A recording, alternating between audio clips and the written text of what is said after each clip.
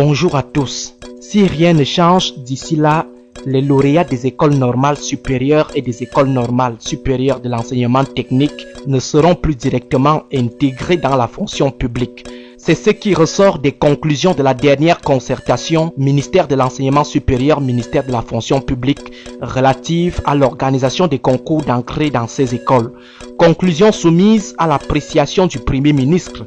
Dans ce mémo, les deux ministères proposent concernant ces écoles la séparation dès l'année 2023 des fonctions de formation de celles d'intégration à la fonction publique. Et là, le MINSUP se contentera désormais d'organiser uniquement les concours d'entrée dans ces écoles, tandis que le ministère de la fonction publique se chargera des concours d'intégration.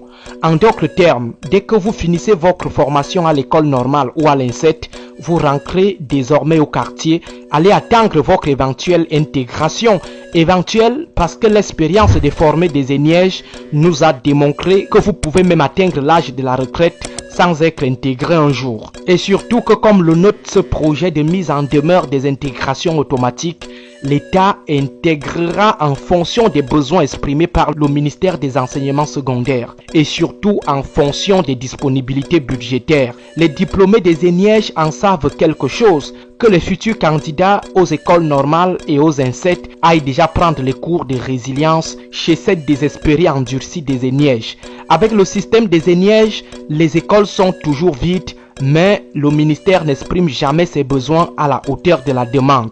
Donc, l'affaire des besoins n'est qu'une belle excuse pour l'État chiche du Cameroun qui pleure toujours la non-disponibilité des budgets pendant que ses officiels mènent une vie de prince. L'État chiche et égoïste du Cameroun est en train de se décharger aussi techniquement de la pression financière insignifiante que lui impose la prise en charge des enseignants du secondaire après la décharge des diplômés des ENIEJ. Les Je ne fais pas moi la politique, en cas de concrétisation de ce projet, comprendront que lorsque nous dénonçons la gouvernance cynique et suicidaire des gens de 82, ce n'est pas parce que nous avons faim, même si on a faim, que ce n'est pas parce que nous voulons qu'on ferme nos bouches, mais parce qu'en tant qu'humain, il est difficile de se taire face aux conséquences innommables de la gouvernance viciée, les injustices et l'inhumanisme managérial de nos gens de 82. Parfois, nous avons aussi envie de dire à ces « je ne suis pas dans vos choses de politique », tout comme à ces autochtones de balicoristes des gens de 82 et tribalistes dans l'âme, qu'avec le renouveau, la lecture de l'heure est toujours collective, que chacun finit toujours par bouffer la tontine du renouveau. Voilà deux des rares concours à intégration directe qui étaient encore relativement à la portée des en bas d'en bas que l'ogre de 82 est en train de vidanger pour en faire une coquille vide. Désormais, il faudra aller compétir dans les écoles déjà réservées pour leurs enfants, leurs fioles et leur jeunesse des pratiques spirituelles et sexuelles compliquées. Nous verrons comment les Camto ne sera jamais président iront aussi s'acquitter des 5-7 millions de frais de magouille pour ancrer à l'ENAM, l'EMIA et dans une certaine mesure lyrique.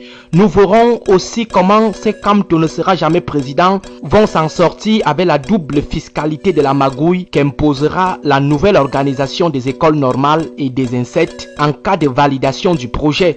Double fiscalité de la magouille parce que désormais, il faudra passer devant deux comptoirs de la magouille, celui du concours d'entrée dans ces grandes écoles et celui du concours d'intégration dans la fonction publique.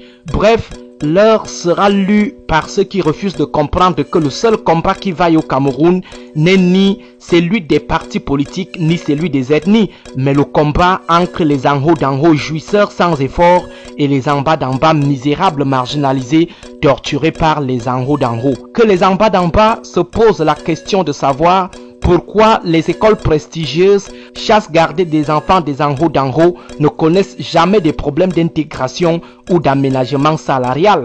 À partir de la réponse à cette question, ils comprendront qu'au lieu de se vouer des haines inutiles, qu'ils se liguent plutôt comme les en haut d'en haut lorsqu'ils veulent maintenir les en bas en bas pour demeurer en haut. Dans tous les cas, bien qu'à bon à la